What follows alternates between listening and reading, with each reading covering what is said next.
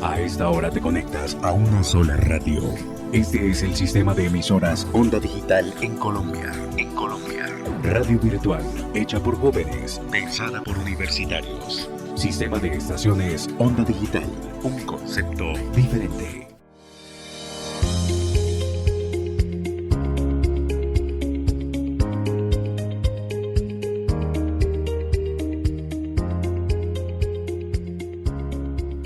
Cordial saludo para todos nuestros oyentes.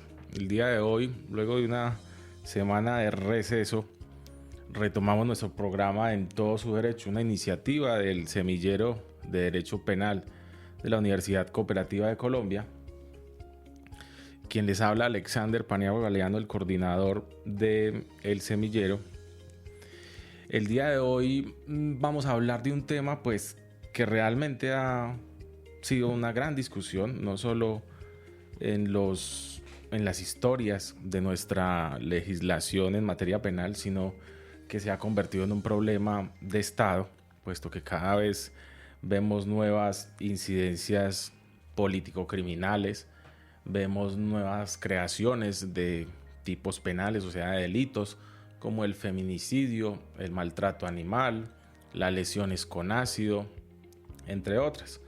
Respuestas que pretende el Estado para prevenir o para sancionar a aquellas personas que cometen estas conductas o que son reiterativas en este actuar. El día de hoy nos acompañan dos estudiantes del Semillero. Primero las damas.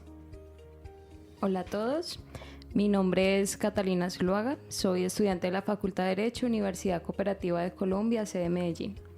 Gracias. Hola a todos, mi nombre es William Girlayson Valdés Mena, también estudiante de la Universidad Cooperativa de Medellín, integrante del Semillero de Derecho Penal. Bueno, entonces abordaremos un tema muy importante conocido como la política criminal. Iniciemos, William, por contarle a nuestros oyentes qué se conoce por política criminal. ¿Cuál es el concepto de la política criminal? Bueno, hablando un poco del concepto, la expresión política criminal se utilizó por primera vez en el siglo XVIII por Clarence Roth, quien fue en su momento un jurisconsulto alemán, profesor de la Universidad de Wurzburgo y célebre criminalista. La definió como el conocimiento de aquellos medios que el legislador puede hallar, según la especial disposición de cada estado, para impedir que los delitos se generen dentro de la sociedad o que cada uno de estos disminuyan en cada territorio, en cada estado. Por otra parte, la Corte Constitucional definió la política criminal como el conjunto de respuestas que un Estado estima necesario adoptar para hacerle frente a conductas consideradas reprochables o causantes de perjuicio social, con el fin de garantizar la protección de los intereses esenciales del Estado y de los derechos de los residentes en el territorio bajo su jurisdicción. William, tenemos una época de esa definición que hablabas de ese autor alemán de este concepto. ¿En qué época se conceptuó? Sí, en el siglo XVIII, más o menos, fue en el tiempo en el que él realizó la definición. Perfecto. Y contémosle también a los oyentes, tenemos un número de sentencia de la que hablaste de la Corte para que ellos, si quieren ir a consultar estas fuentes, puedan hacerlo. Sí, esta definición la hizo la Corte mediante la sentencia C646 del 2001. Perfecto. Si nosotros, Catalina, hiciéramos un poco más de énfasis en aquellas modalidades o diversas herramientas que el Estado busca con el fin de prevenir la comisión de conductas punibles, ¿qué nos podrías decir? Bueno, en cuestión de la política criminal en Colombia, se sigue una serie de lineamientos en cuestión de garantizar como esa protección a los derechos fundamentales, a las garantías, y a las mayores problemáticas que presenta hoy en día la sociedad, como una de esas es la criminalidad. Dentro de los tipos de política criminal que se suelen manejar, o en principio, está el de la política criminal con factor preventivo, que busca es esa prevención de la comisión de delitos, mientras que la criminalización primaria, que es otro tipo de política criminal, hace referencia a las conductas que merecen esa sanción penal. Y la criminalización secundaria se enfoca en los procedimientos de investigación y de juzgamiento penal. De igual manera, se entiende otro tipo de criminalización terciaria, que se refiere a la sanción penal y el procedimiento o el proceso que se debe llevar para la resocialización, y el tratamiento postpenitenciario, que ya se enfoca en esa reinserción en la comunidad de las personas que han cumplido con esa sanción penal. Bueno, cuando ustedes realizaron esa investigación o ese concepto, la respuesta que tiene la ciudadanía o a las conclusiones que llega la ciudadanía con la implementación de esta política criminal por parte del Estado, ¿cómo es recibida? ¿Cuál es la percepción que tienen ustedes de parte de la sociedad como entes directos, que son los que sufren el flagelo día tras día, o sufrimos el flagelo día tras día de la afectación de nuestros bienes jurídicos? ¿Qué pueden ustedes interpretar o darnos a conocer? Bueno, por lo menos lo que se puede observar es que la sociedad en general se encuentra insatisfecha porque no hallan que el sistema actual que se usa para reducir estos índices de criminalidad o atacar esta problemática realmente lo esté haciendo de manera efectiva y eficaz, y la misma sociedad se queja de que no se les está dando ningún tipo de garantía y solución a este tipo de fenómenos que actualmente nos afectan.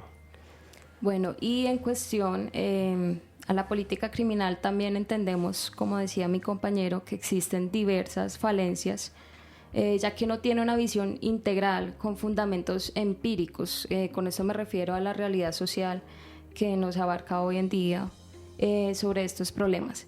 El aumento de tipos penales y las penas es una muestra de esa equívoca pretensión que se tiene con el derecho penal o la política criminal, del hecho de que se pretende de que solucione todo tipo de conflicto social, cosa que es ciertamente cerrada.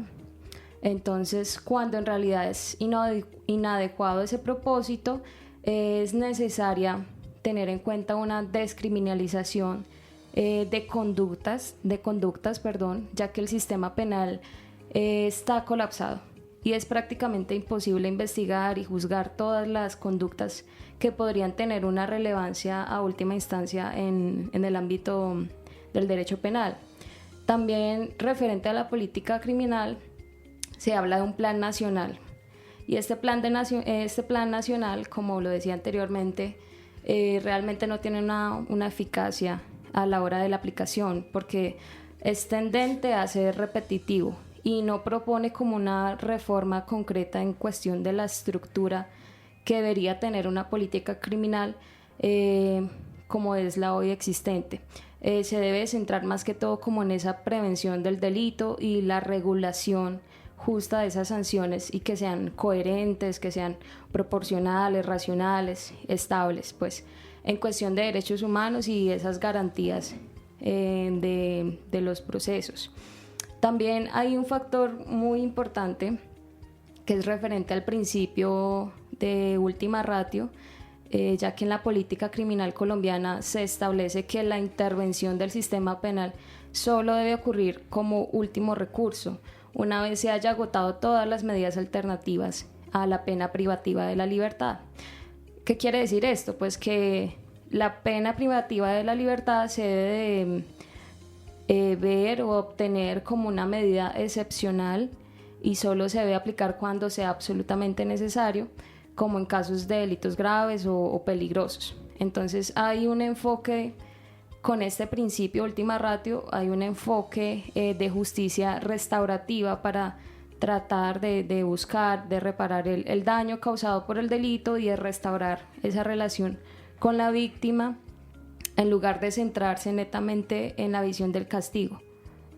Perfecto, entonces nosotros podemos concluir que todo ese tipo de herramientas o acciones que se están utilizando actualmente por parte del Estado, no solo del actual presidente, sino de presidentes anteriores, pues ha sido ineficaz, ¿cierto? Porque nos permite advertir que el índice en la criminalización se aumenta cada vez más existen personas privadas de la libertad con medidas de aseguramiento, cada vez más existen personas condenadas y esto está generando no solo al interior de la población carcelaria una vulneración sistemática de derechos humanos como la salud, la vida en condiciones dignas, la integridad física, entre otros, sino también que las sociedades pues están encontrando en estas conductas delictivas unas herramientas propias para un sustento de vida, como es el caso de Colombia, especialmente de Antioquia y Medellín. Pero digámosle a la gente que en Colombia existe un Consejo Superior de Política Criminal, ¿cierto? Y este Consejo Superior de Política Criminal es una entidad de carácter gubernamental, pero está integrado por diferentes entidades. Entonces allí encontramos al Ministerio de Defensa y el Derecho, Ministerio de Educación, Fiscalía General de la Nación, Defensoría del Pueblo, Procuraduría, el ICBF, el DNP, o sea, el Departamento Nacional de Planeación, incluso está la Sala Penal de la Corte Suprema de Justicia, Consejo Superior de la Judicatura, Policía Nacional, está el IMPEC, el Instituto Nacional Penitenciario y Carcelario.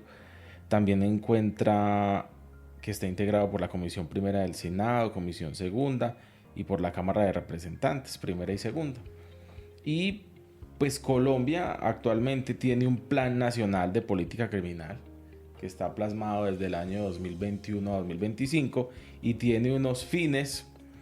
Y dentro de esos fines pues vamos a encontrar que no solo estamos hablando de respuestas del derecho penal como bien lo mencionaba su Catalina, sino que efectivamente este concepto de política criminal es interdisciplinario, o sea que requiere la presencia no solo del Estado desde el punto de vista punitivo, sino que requiere también desde el punto de vista policivo, desde el punto de vista del cuidado de los centros penitenciarios y carcelarios, de la fiscalía, de quien tiene el poder punitivo del Estado, para saber cuándo se usa o cuándo no. Y este enfoque o este concepto debe ser el que debe prevalecer o se debe empezar a aplicar de manera clara y concreta con el fin de disminuir la capacidad de los grupos armados al margen de la ley al interior de las ciudades, pero también fuera de ellas. Una buena política criminal permite efectivamente que se hable de una disminución de la criminalidad. Bueno, William, ya para nosotros ir cerrando, ¿qué más nos puedes contar sobre política criminal dentro de la investigación que has realizado para nuestros oyentes? Bueno, uno de los aspectos que pues ya como para ir hablando sobre todo lo que hemos venido mencionando es que cuáles son los requerimientos reales que el Estado debe tener para efectivizar todas las medidas y acciones que permitan que esta política criminal se ejecute de la mejor manera, y después colocando en marcha todas las herramientas necesarias que permitan identificar de manera real las causas que desencadenan el aumento y la proliferación de la violencia y los delitos en cada territorio.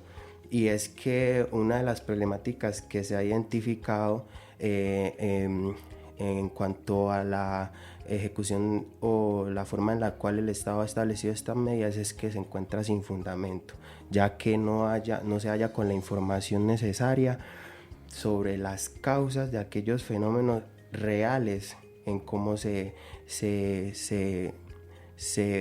desarrollan en cada territorio y de esa manera abordarlo. Entonces es realmente poner en marcha esas herramientas para identificar estas problemáticas de manera real y ejecutar todas las medidas para resolverlas.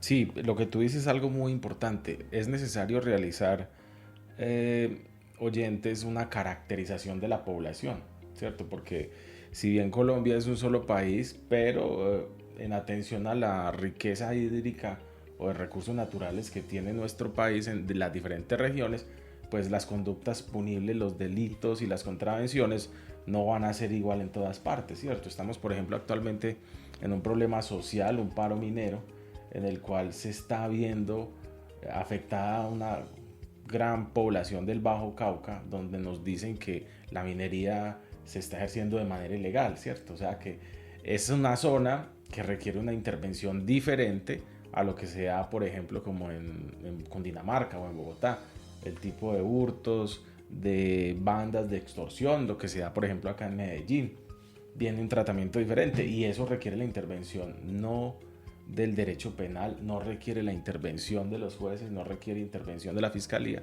sino de otras entidades con el fin de caracterizar a la población. ¿Cuáles son las necesidades básicas que tienen? ¿Cuál es el mayor comercio que realizan, formal o informal? Y así poder llegar con la oferta institucional con el fin de disminuir estos riesgos. Catalina, ya para ir terminando, ¿qué nos puedes decir? ¿Qué otro concepto, otra información tienes sobre política criminal? Bueno, más que concepto es también como esa perspectiva de que hemos venido trabajando, es esa crítica hacia la política criminal en cuestión de su efectividad. Y es que la política criminal, como bien lo decían anteriormente, no debe ser diseñada únicamente para responder demandas populares o políticas, sino que debe ser el resultado de un análisis riguroso de esa realidad social, de ese fundamento empírico para la construcción o la estructura de esta misma, en cuestión de la aplicación de principios, de las garantías y los derechos fundamentales. También es cierto que desde la perspectiva social hay cierta tensión entre las garantías del procesado y las garantías de las víctimas. Entonces es necesario que exista como cierto modelo de convivencia entre estas garantías de estas partes y para que el uso del derecho penal sea mínimo. Con eso me refiero a no estar generando y aumentando penas y generando más tipos penales que lo que hacen es como saturar más el sistema judicial. Entonces es como buscar esa implementación de medidas alternativas que ya existan en la ley, como la mediación, con esa óptica de justicia restaurativa. Por demás... Bueno, hay dos situaciones que yo quiero dejarles a los oyentes y preguntarles a ustedes para finalizar el programa del día de hoy. Lo primero es la creación de un centro penitenciario y o carcelario. No podría decir que sería carcelario porque las penitenciarías están consagradas en la ley 1709 que modificó el Código Penitenciario y Carcelario como aquellos centros para personas que están con condenas debidamente ejecutoriadas y los centros carcelarios para aquellas personas que soportan aseguramiento. Entonces, una de las iniciativas y creo que las vigencias futuras que se dejaron ya por parte del Consejo de la Ciudad de Medellín fue para la creación de un centro carcelario. Entonces la pregunta es, ¿esto responderá o de manera necesaria contribuirá a la disminución de conductas punibles o de delitos? Esa es la primera. Y la segunda, que tú nos hiciste énfasis fuera de micrófonos, quiero que lo traigas acá al programa y es cuéntanos un poco del estado de cosas inconstitucionales. ¿Esto qué tiene que ver con la política criminal del Estado? Pues existen normas que cada vez son más restrictivas de derechos fundamentales y de manera necesaria, pues el margen de maniobra del juez cada vez es menor. Por lo tanto, aplica de manera exegética esta norma, como por ejemplo el artículo 68A del Código Penal, y no le queda otra forma, otra medida más que es imponer medidas de aseguramiento privativas de la libertad. Cuéntanos un poco ya para cerrar de este tema de estado de cosas inconstitucionales que ya, si no estoy mal, va para 20 años, declarado por la Corte Constitucional. Bueno, para hablar del estado de cosas inconstitucionales hay que entender cómo funciona este concepto o esta herramienta que implementa la Corte. Y consta de dos elementos principales, que son las condiciones de proceso, que se refiere a esas fallas estructurales en las políticas del país con el fin de de dar solución a ciertas problemáticas. Y las condiciones de resultado, que se refiere a esa violación masiva y sistematizada de los derechos fundamentales de un sector determinado de la población o de un número indeterminado de personas pertenecientes a la población. Como resultado de esto tenemos entonces que se da la necesidad del trabajo conjunto de las autoridades públicas para dar tratamiento a esa realidad o esa problemática que resulta contraria a la Constitución.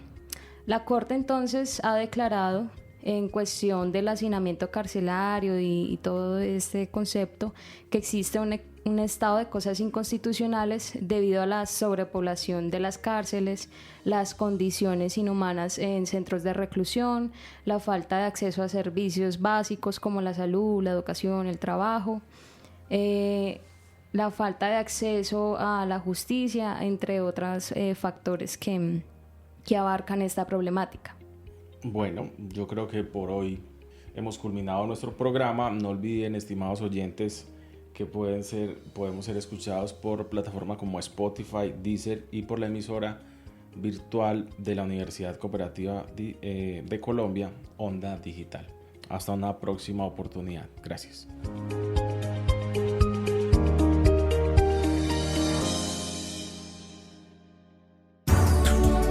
A esta hora te conectas a una sola radio.